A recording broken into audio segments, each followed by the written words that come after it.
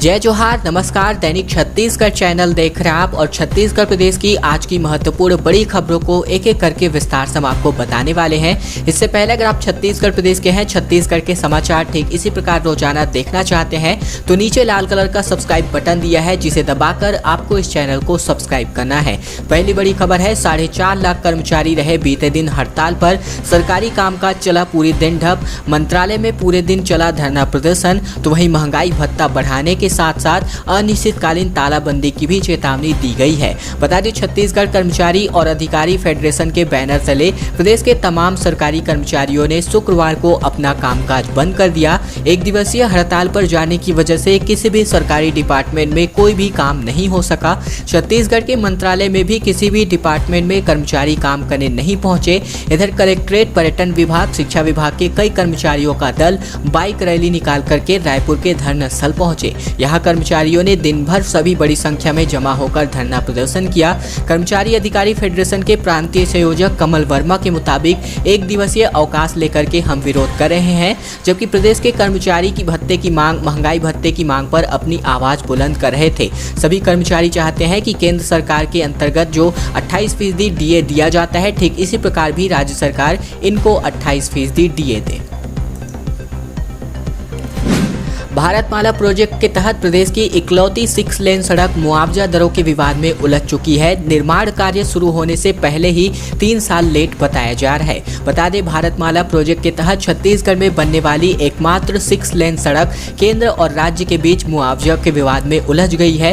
योजना पहले ही लगभग 3 साल पिछड़ चुकी है और अब केंद्र सरकार के इस महत्वाकांक्षी प्रोजेक्ट के तहत बनने वाली यह सड़क राजनांदगांव, दुर्ग, नवा रायपुर होकर ओडिशा को जोड़ने वाली है। लेकिन अलग अलग तहसील में मुआवजे को लेकर के अलग अलग दर का विरोध किसान कर रहे हैं। इधर बता दें, किसानों की मांग है कि 2 गुणांकों के आधार पर 4 गुना मुआवजा राशि दी जाए।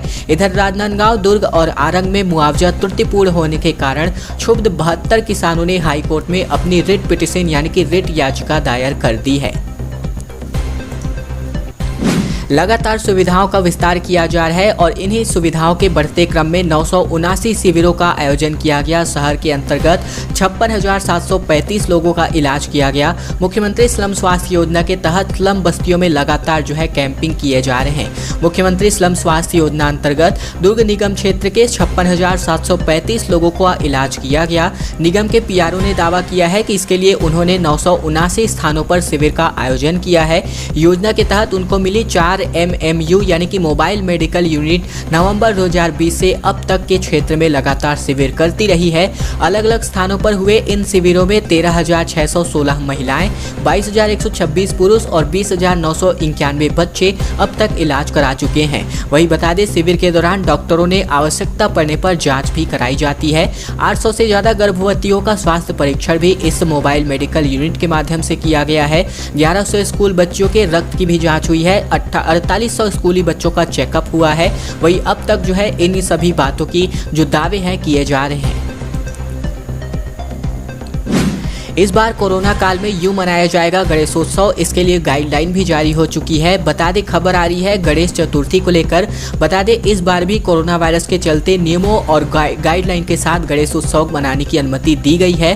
10 सितंबर से शुरू हो रहे 10 दिनों तक चलने वाले गणेशोत्सव के लिए जिला प्रशासन ने अपनी जिला प्रशासन ने गाइडलाइन जारी कर दी है। नई गाइडलाइन के अनुसार मूर्ति की चौड़ाई और ऊंचाई 5 फीट और साथ ही साथ पंडाल 15 फीट से अधिक नहीं होनी चाहिए। शहरी क्षेत्रों को SDM और ग्रामीण क्षेत्रों में तहसीलदार इसकी मॉनिटरिंग करने वाले हैं। कलेक्टर ने निर्देशों का कड़ाई से पालन करने के लिए सुनिश्चित करने के निर्देश भी जारी किए हैं। इधर पंडाल के सामने कम से कम 3000 वर्ग फीट खुली जगह होनी चाहिए, ये बातें भी कही गई हैं।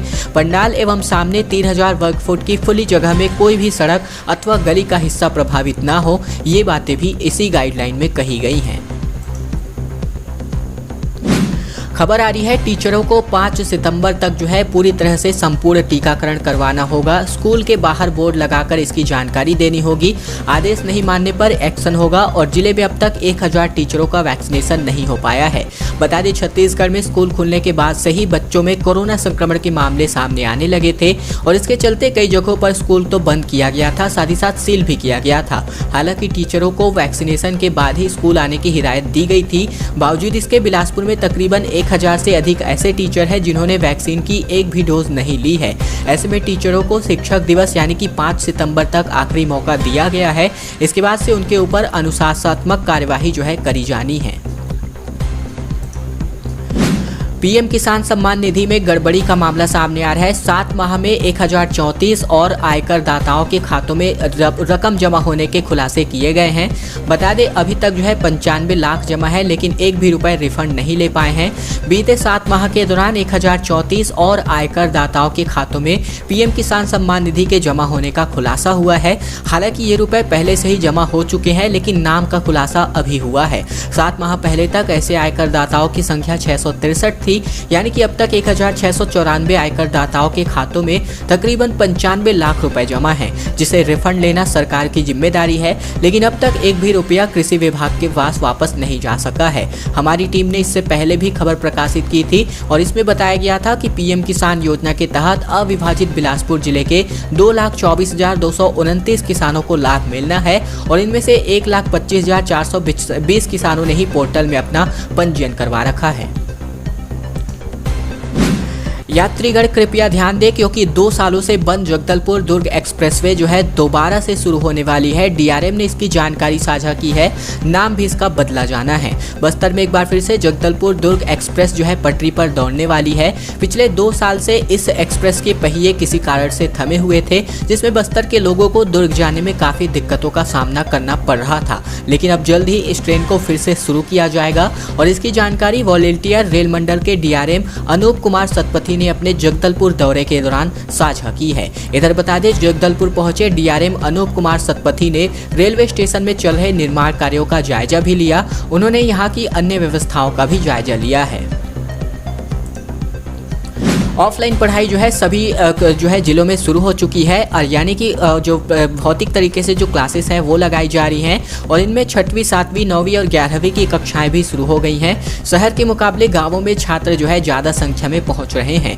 बता दें 6वीं, 7वीं, 9वीं और 11वीं की कक्षाएं गुरुवार 2 सितंबर से शुरू हो गई हैं। कई सरकारी स्कूलों में भी कक्षाएँ लगने लगी हैं, लेकिन छात्रों की उपस्थिति अपेक्षाकृत कम ही बताई जा रही है। पहले से लेकर के 5वीं, 8वीं और 10वीं, 12वीं की कक्षाएं तकरीबन 1 महीने पहले ही शुरू हो चुकी हैं और इस तरह अब सरकारी स्कूलों में पूरी तरह ऑफलाइन पढ़ाई शुरू हो गई है।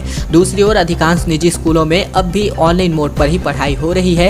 हालांकि कुछ निजी स्कूलों में भी ऑफलाइन पढ़ाई की तैयारियां की जा रही हैं। इसके लिए स्कूल जो है पेरेंट्स से सहमति लेने वाले हैं।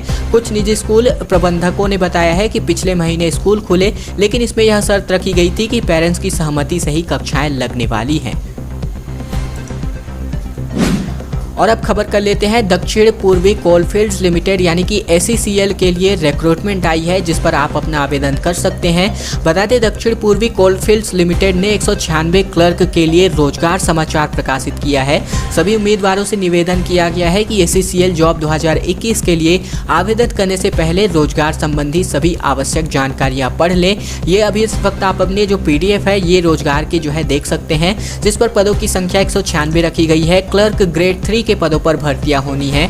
आवेदन करने के लिए अंतिम तिथि 16 सितंबर रखी गई है। इसके अलावा बता दें कि इस सरकारी परीक्षा में यानी कि इस जॉब में जो है लिखित परीक्षा और साक्षात्कार में प्रदर्शन के अनुसार जो है कैंडिडेट्स का सिलेक्शन होने वाला है और चयन प्रक्रिया की संपूर्ण जानकारी के लिए SCCL की ऑफिशियल नोटिफिकेशन आप देख सकते हैं। कांग्रेसियों ने फूका है भाजपा का पुतला। छत्तीसगढ़ के सीएम व मंत्रिमंडल पर थूकने वाले बयान पर जगदलपुर में बवाल हुआ। डी पुरेंद्रेश्वरी के खिलाफ जमकर नारेबाजी की गई। छत्तीसगढ़ की भाजपा प्रभारी डी पुरेंद्रेश्वरी के बयान पर जगदलपुर में कांग्रेसियों ने भाजपा का पुतला फूका है। इस मौके पर कांग्रेसियों ने भाजपा के शीर्ष नेताओं के खिलाफ जमकर नारेबाजी भी की है। कांग्रेसियों ने कहा है कि भाजपा के 3 दिवसीय चिंतन शिविर में उन्होंने कांग्रेस के लिए जहर उगला है। छत्तीसगढ़ के मुख्यमंत्री भूपेश बघेल व कांग्रेस सरकार के मंत्रिमंडल पर जिस तरह से थूक जैसे शब्दों का प्रयोग किया गया है, उनकी कांग्रेस कड़ी निंदा करती है। इस प्रकार भाजपा के नेता कांग्रेस सरकार के खिलाफ एक भी मुद्दा ढूंढने में असमर्थ रहे हैं और इस मुद्दे के लिए हटकर 3 दिन के चिंतन शिविर में जब कोई निष्कर्ष नहीं निकला तो सस्ती लोकप्रियता पाने के लिए गंदी बयानबाजी करनी शुरू कर दी है। फिलहाल ये सभी बातें जो है यहाँ पर कही गई है कांग्रेस के पुतला दहन के दौरान, यानी कि कांग्रेस जब पुतला दहन कर रही थी भाजपा का, तब बातें कही गई हैं। दोस्तों अगली बड़ी खबर की ओर बढ़ते हैं उससे पहले हमारी एक छोटी सी प्रार्थना आप सभी से। वीडियो अगर आपको पसंद आ रहा तो इस वीडियो के नीचे लाइक बटन है जिसे दबाकर आपको इस वीडियो को लाइक कर देना है, छोटा सा लाइक कर देना है क्योंकि वीडियो बनाने में बहुत ज़्यादा मेहनत लगती है। इसके अलावा आपको जो है नीचे लाल कलर का सब्सक्राइब बटन दिया है जिसे दबाकर इस चैनल को आपको सब्सक्राइब करना है। इससे आपको फायदा ये होगा कि हम जो भी प्रतिदिन वीडियो लेकर के आते हैं महत्वपूर्ण खबरों की, छत्तीसगढ़ के समाचार की, ठीक इसी प्रकार आप तक रोजाना पहुंचती रहेंगी। तो छत्तीसगढ़ के समाचार रोजाना पाते रहने के लिए चैनल को सब्सक्राइब करने का छोटा सा काम आप लोगों को जरूर करना है। व्यवस्थाएं बदली जा रही हैं। सामान्य प्रशासन समिति की बैठक में शामिल होने के लिए महिला जनपद सदस्यों से जो सदस्यों के जो पति हैं वो पहुंचे थे। जानकारी मिलने पर सीईओ ने उन्हें दिखाया हॉल से बाहर जाने का रास्ता। बता दें शासन का आदेश है कि महिलाओं की जगह उनके प्रतिनिधि जो है बैठक में नहीं शामिल हो सकेंगे। सरकार ने इसके लिए राजनीतिक रूप से महिलाओं को सक्षम बनाने के लिए उन्हें त्रिस्तरीय पंचायत चुनाव में लगभग 50% आरक्षण दिया है। वे चुनकर तो आ जाती है लेकिन ग्राम पंचायत से लेकर के जनपद व जिला पंचायत तक उनका प्रतिनिधित्व उनके प्रतिनिधि करने लगते हैं। और इन बात में इसके बारे में भी हमने खबरों का प्रकाशन बीते कुछ दिनों में किया हुआ है, जहां पर इस बाबत यहां पर नियम जो है साझा की गई है कि उनका प्रतिनिधित्व उनके प्रतिनिधि नहीं कर सकते हैं। वे भी बैठकों में शामिल होने के लिए आ जाते हैं। और ऐसा ही वाकया जो है बीते दिन हुआ है, जहां पर जनपद पंचायत बालोद में बैठक संपन्न हुई जिसमें प्रतिनिधित्व करने के लिए उनके प्रतिनिधि पहुंचे, लेकिन उन्हें जनपद पंचायत सीईओ के द्वारा बाहर का रास्ता दिखा दिया गया। धोखाधड़ी का जो धंधा है वो हो रहा है सिम्स में। गार्ड व सफाई कर्मियों के कम वेतन को लेकर के ठेकेदार जो है 54 लाख रुपए अपनी जेब में डाल रहे हैं। बता दें छत्तीसगढ़ आयुर्विज्ञान संस्थान यानी कि सिम्स त्रिपुरा की बुंदेला सिक्योरिटी एजेंसी को प्रत्येक गार्ड और सफाई कर्मियों के पीछे 13,978 रुपए वेतन के रूप में दे रही है, लेकिन एजेंसी दोनों ही कैटेगरी के कर्मचारियों को सिर्फ 9,460 रुपए मुहैया करा रही है।